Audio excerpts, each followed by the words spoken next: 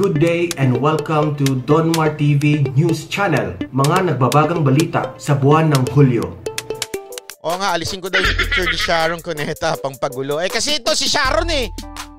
Ay, kaya nga sinasabi ko, yung ABS-CBN, hindi lang usapin na bullshit kami sa mga pagbumuka nitong mga artista na ito. Ha? Tulad dito, tingnan mo na naman si Sharon. You mean people thought I just grabbed the pic of the wrist wearing the watch? Ha ha ha ha. Q, babaw. Good people are blessed and not just with Rolex. Wow. Unbelievable but hilarious too. Watch my old movies in many where I played wealthy characters. I wore my own watch and jewelry as a chosen by my production designer. Watch. Madrasta na lang if you don't have gana to watch my other movies. 1996 pa yon. Grabe, no? Salamat po 610 MBG Imperial Namba. Grabe, no? Ang tindi niya. Good people are blessed. Oh my God.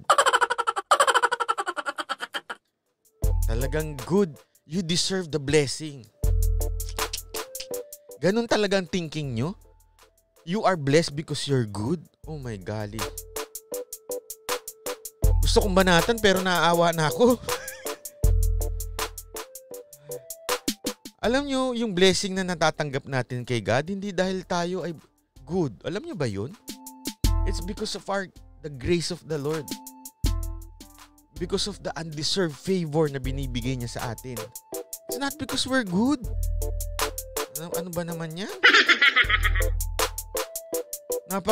Kaya ka pinagpapala ng Diyos dahil sa kanyang ginawa.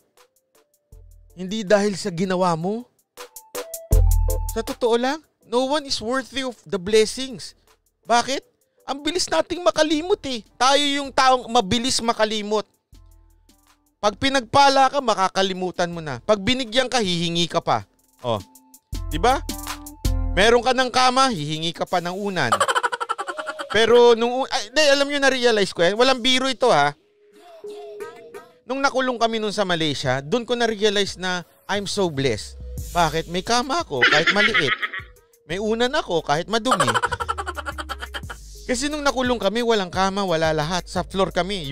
Yung paanong isang dito, nandito sa mukha ko. Alam mo yun? Pero pagka nandyan na yung blessing, nakakalimutan na natin magpasalamat. Ganyan no tayong tao eh. Ang bilis nating makakalimot. Sasabihin natin, we're good kaya tayo binibless.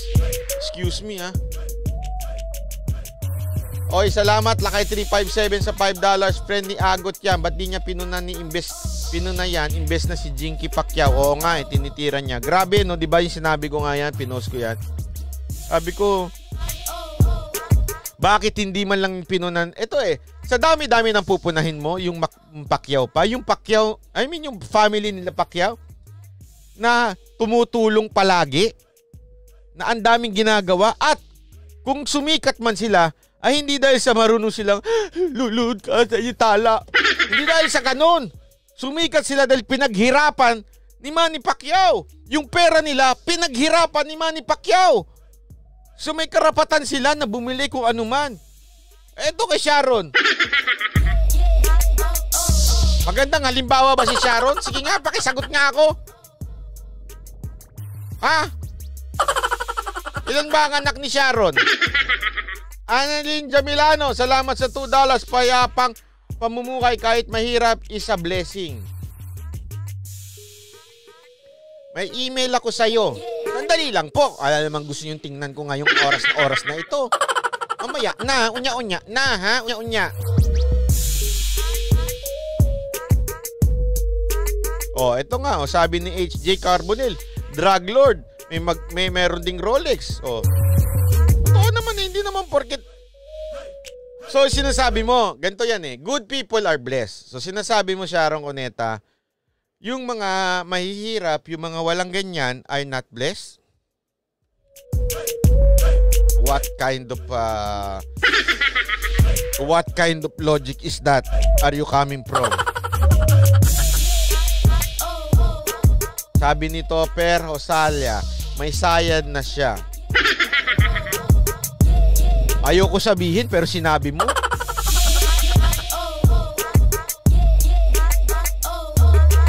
Sabi ni Jack of Spades, yung Cuneta family, oligarch din yan, Sir Banat Bay. Yung umaangat na oligarch ngayon ay si Manny Villar. Ay hindi po, matagal nang angat siya si Manny Villar. Hindi po si Manny Villar yung umaangat. Angel Vernley 7. Hi Sir Banat Bay. Pag-greet po, Dr. Alexander de Guzman, get well soon. Fight COVID. Rudy Bunagan, salamat sa $25. Daily City frontliner, may chupa. Ay, may chu.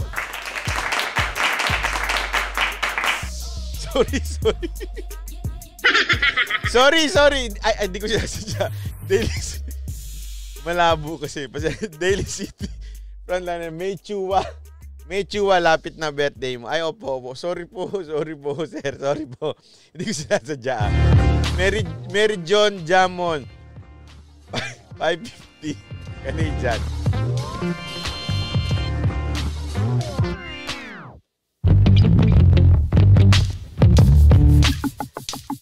Nagme-menopause na si Shawi, sabi ni My Cherry Stories. Ay, nako. Alam mo, ayokong banggitin yan, pero sa tingin ko, parang baka gano'n na rin.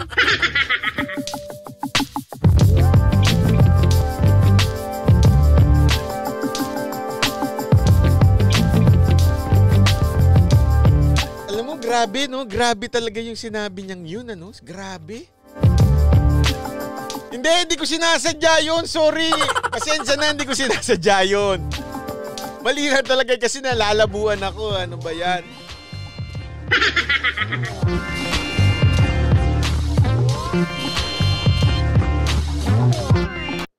Sorry! Ang landi mo! Basta may ano na, meron na... My God. Meron ng Rolex. Ano na to? Naku naman, grabe. Bonnie! Bilaoen na $2. Rolex na pala ang ano ngayon, ano, ang basihan na pinagpapalakan ng Panginoon. Grabe.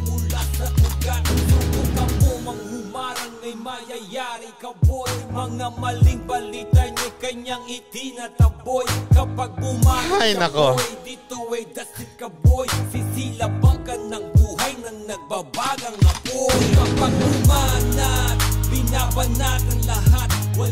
Tapos, eto ha, di ba tinira ni Sharon? At least, mayaman, okay, si Manny Pacquiao dahil alam naman natin, prabira, matalo o manalo, limpak-limpak na salapi ang nakukuha niya sa kanyang boxing. Eh si Sharon Cuneta, kailan pa ba ang huli niyang hit na movie?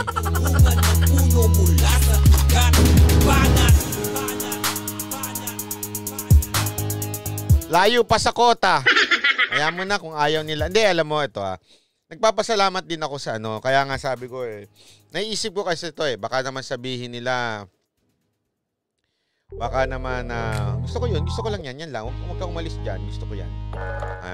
Baka sabihin naman nila bakit natin. Kasi may mga ewan ko ba sila nagagalit sa mga nagtitip. Tapos binabanggit ko daw. Sabi ko nga, ano ba naman problema doon? Buti nga ako dito. Una, buti hindi ako namamalimos at nagmamakaawa na sasabihin may sakit ako. Diba? Kalukuhan naman yun. Pangalawa, at least alam nyo, kung wala na kayo dyan, tapos nagsusurvive pa rin ako, wala na nagtitip, nagsusurvive pa rin ako, putya, magduda na kayo saan nanggagaling yung pera ko. Kaya nga ako tuwan-tuwa, $5 lang, tuwan-tuwa na ako. Bakit? Kasi hindi naman ako nakakatanggap ng 5 million Hindi naman ako nanghingi ng magkano nga ba yun? Sandali, isipin ko na. Ayan. 300,000 retainers fee. Isa na kinop, $2 Canadian, isa na kinop lipad Pinoy song para sa'yo kanta. Di ba? Matakot kayo kung hindi ako matuwa at hindi ko binabanggit na yan at wala na akong pakialam sa nagtitip. Bakit? Ba ibig sabihin meron na nagbibigay sa akin para proteksyonan ko. Kasi meron, alam ko may isang vlogger dyan isang nanghingi ng retainers tip para wag tirahin yung isang government official. Di ba? Kung dati may donation box, ngayon wala na. Bakit? Mayaman Maya. Magtaka kayo kung ako biglang natutuwa ako at hindi na ako natutuwa sa nagbibigay ng $10, $20. Ano na kayo doon? Medyo matakot na kayo. Ibig sabihin, yung pinagsasabi ko, may karga na. O, di ba? Baka may nagbibigay na ng retainers para wag kong tirahin. O. Kasi alam nyo, meron talaga nag-i-email sa akin, inaaraw-araw ako. Wag mo nang pansinin yung mga mga nagbibigay, nag-ano sa'yo. Wag mo nang pansinin.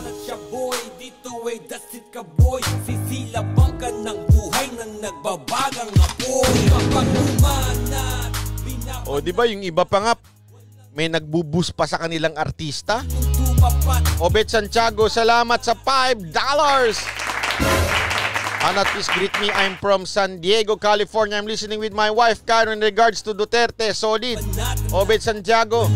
Basta sama-sama tayo hanggang nandiyan si Pangulong Duterte. Tapos pag napalitan na siya at tulonggate yung presidente, iba na ho itong pag-uusapan natin. Araw-araw pag-uusapan na natin, jowa. Telma, salamat sa $50. Palakpakan. Kaya dyan, pasayawin natin si Banat Boy.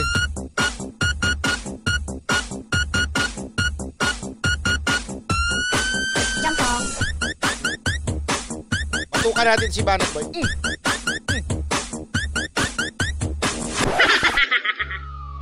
Diba ho? Salamat, Madam Telma. Okay. Thank you very much. Gusto kitang bigyan ng 200 kaso walang super chat dito sa Saudi. Naksa, $200 talaga.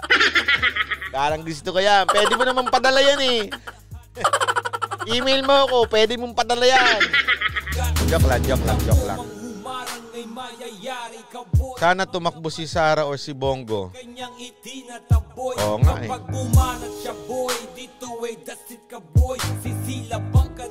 I know your purpose. Anong purpose? Purpose?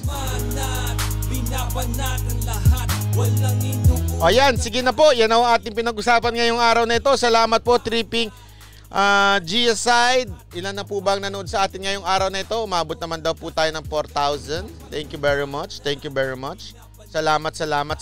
At muli, bukas pag-uusapan natin. Sana alam nyo, kung pasensya na ako, medyo nagulo ko yung kwento kanina tungkol dyan sa oligarch. I hope medyo may natutunan naman po kayo. Gagawan ko ng video yan as much as possible. DKK, salamat sa 10. Alam nyo kung bakit. Kaya antabayanan nyo po, may mga ilalabas pa po tayong video ng mga explanation. Yung mas mahabang, mas natuldok ang explanation, ganun. Kasi mahirap-hirap din mag-edit eh. Alam naman tayo, sariling kayod, walang mga ganyang-ganyang editor. Buti naman din may mga tumutulong sa atin. Yan sila Bodyguard, si Hala Hopper, yung si Potpot, yung mga yan si Rudy Bunagan, yung mga tumutulong sa atin gumagawa ng mga song natin. Alam nyo, sobrang na-appreciate ko yan ha. Kasi yung mga simpleng ganyan. Alam nyo ba na ito para lang sa kalaman ninyo. Pangarap ko yung commercial na yung kanina, yung may video gano'n. Tapos nung may nag-send sa akin, sobrang tuwan-tuwa ako. Kasi wala akong pambayad para sa mga tao na gagawa nun. Pagka gumawa ka nun, laki ng babayaran mo. O gagawa ka ng song, meron akong alam, pag gagawa ka ng song, 5,000 na kagad. Pero may gumawa ng song ng libre. Sabi ko nga sa inyo, yung mga ganyang bagay nakakatuwa na kaagad. Nakakataba ng puso dahil binibigay nila yung serbisyo nila ng libre. Kaya salamat po, ha? Thank you very much. I really appreciate yung mga abangers natin dyan. Ayan pagkatapos po dito invited po kayo dito kay Labanat by Bodyguard nabitin pa ho kayo. Pwede ho kayong tumambay dyan. Admin Valencia, love you long time, muha. Ang sarap naman yung muha mo. Parang may kasamang dila. Ulan, di mo. Yo, Admin Valencia. Okay. Hindi ko na pag-usapan ngayon yung jowa, no? Hindi ko natira yung jowa ngayon.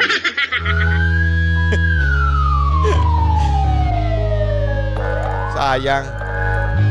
Ayan po, maraming salamat. Pasensya na. Thank you very much. Marami kang fans, sir.